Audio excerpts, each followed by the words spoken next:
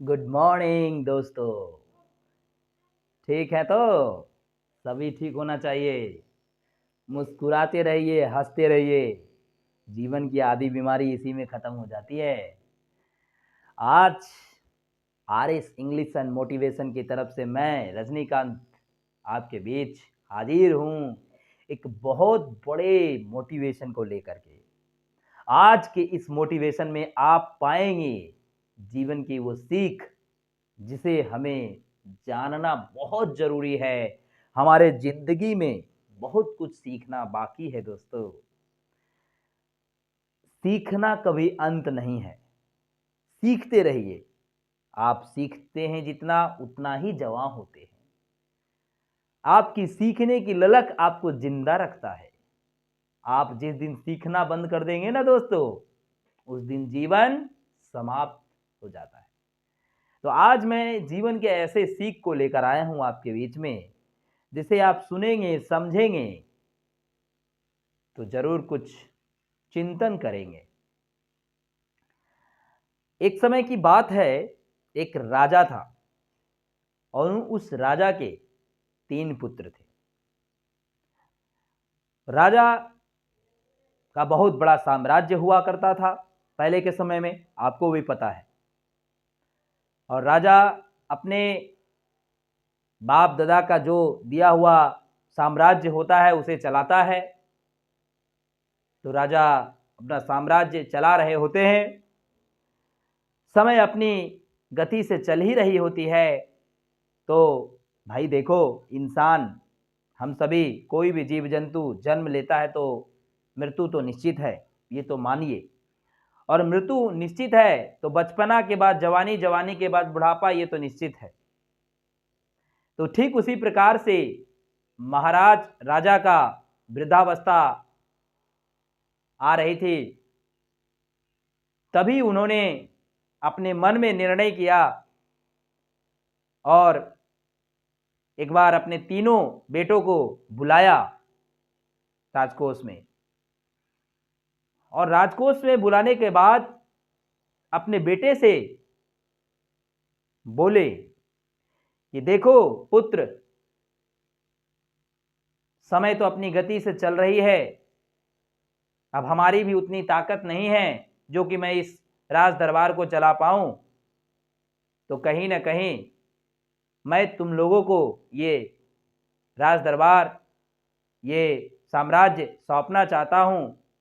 तुम लोग इसके उत्तराधिकारी हो। तुम तीनों भाई मिलकर के इस राज दरबार को चलाना पड़ेगा। इसलिए मैं तुम्हें आज एक काम देने वाला हूं। तो पुत्र ने बोला, पिताश्री, आदेश।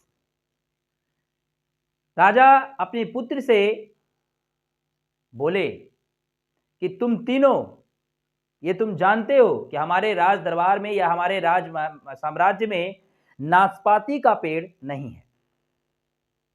तो तुम तीनों इस नाशपाती के पेड़ को लाने जाओगे या फिर देखने समझने जाओगे। पहले देखने और समझने जाओ। और एक शर्त है, तुम तीनों एक साथ न जाकर के 4-4 महीने के अंतराल में जाना। अगर पहला अभी जाता है तो दूसरा 4 महीने के बाद, दूसरा अगर 4 महीने के बाद जाता है तो तीसरा ठीक उसके 4 महीने के बाद। इस प्रकार से तुम लोग नाशपाती के पेड़ को देखकर समझकर आओ और मुझे बताओ कि नाशपाती का पेड़ होता कैसा है। तो ये तीनों पुत्र उनके आदेश को माना, बोला ठीक है पिताश्री, आपकी जैसी आज्ञा। तो पहला दिन बड़ा बेटा निकला, पहली बार बड़ा बेटा निकला उस नाशपाती के पेड़ को देखने समझने के लिए।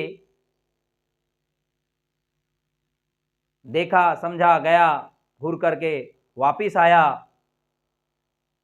फिर दूसरा मंझला गया, मंझला बेटा, वो भी देखा, समझा, वापिस घर आया।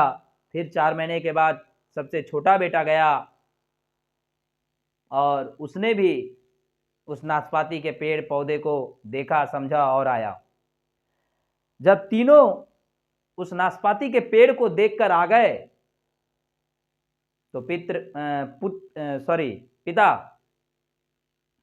पुत्र से पूछते हैं कि बताओ, तुम लोग ने नाशपाती के पेड़ को देखा तो क्या दिखा, क्या समझे और कैसा दिखता है? तो सबसे पहले बड़ा बेटा जवाब देता है कि पिताश्री, नाशपाती का पेड़ तो कुछ ऐसा था कि ना उसमें कोई फल थी, न फूल थी, न पत्ते थे, कुछ नहीं, बेकार सा। ठीक उसी का उत्तर जब सुनते हुए मंझले बेटे उत्तर ने जवाब दे दिया, नहीं नहीं नहीं, ये नहीं हो सकता। मैंने तो नाशपाती के पेड़ देखे, पत्ते थे, हरे भरे थे, लेकिन फल नहीं थे, यही उनमें कमी था। मंझले बेटे ने बड़े बेटे के उत्तर का रिप्लाई दिया। ठीक उसी समय छोटे बेटे ने जब ये बात सुना तो फिर उसके प्रत्युत्तर में दिया कि नहीं नहीं, हो सकता है आप दोनों जरूर कोई दूसरा पेड़ देखकर चले आए हैं, ऐसा तो हो नहीं सकता। मैंने तो देखा नाशपाती के पेड़ में हरे भरे पत्ते, फूल, फल सब भरे हुए थे, बड़े सुसज्जित तरीके से थी। ये तरीका उन्होंने जवाब दिया। तब जाकर के महाराज उनके पिता बोले कि सुनो, तुम तीनों ने सही जवाब दिए हो। तब जाकर के तीनों भाई एक दूसरे के चेहरे को देखने लगे। अब देखते ही देखते पिता जवाब फिर देते हैं कि देखो, तुम लोग हर 4 महीने के अंतराल में गए थे, तो क्या लगता है कि उस पेड़ पौधे में उस 4-4 महीने के अंतराल का जो परिवर्तन है वो उसमें नहीं दिखता? नहीं दिखेगा? दिखेगा। इसलिए तुम तीनों सही जवाब दे रहे हो, क्योंकि पहला 4 महीने में गया, दूसरा 8वां महीना में गया, तीसरा 12वां महीना में गया, तो 1 साल का जो परिवर्तन है पेड़ में नाशपाती के, तो जरूर आपको दिखेगा। तो बस पुत्र, मैं तुम्हें इस नाशपाती के पेड़ के माध्यम से यह सिखाना चाहता हूं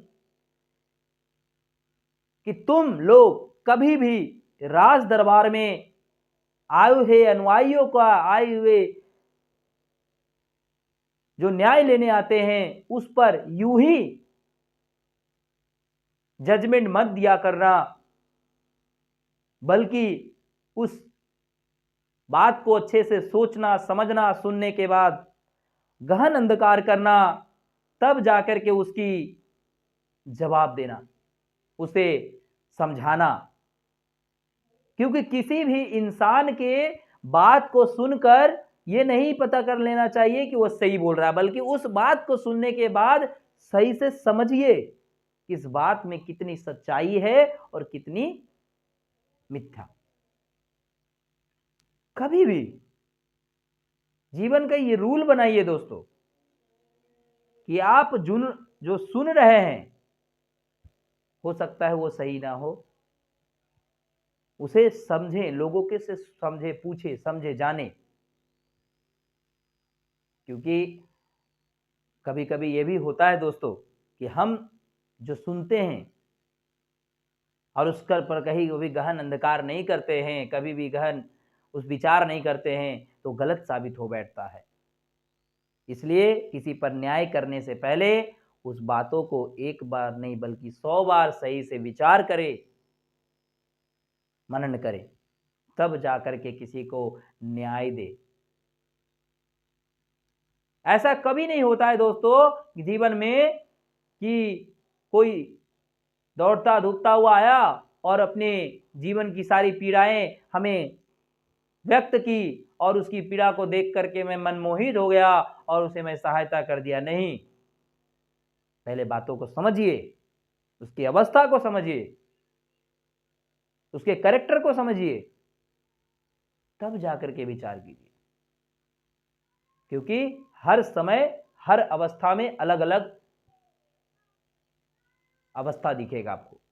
जिस प्रकार से नाशपाती के पेड़ के माध्यम से आपने समझा कि इंसान हर समय हर तरीके से नहीं हो सकता है, ठीक उसी प्रकार से जीवन में हमारे उतार चढ़ाव आते हैं,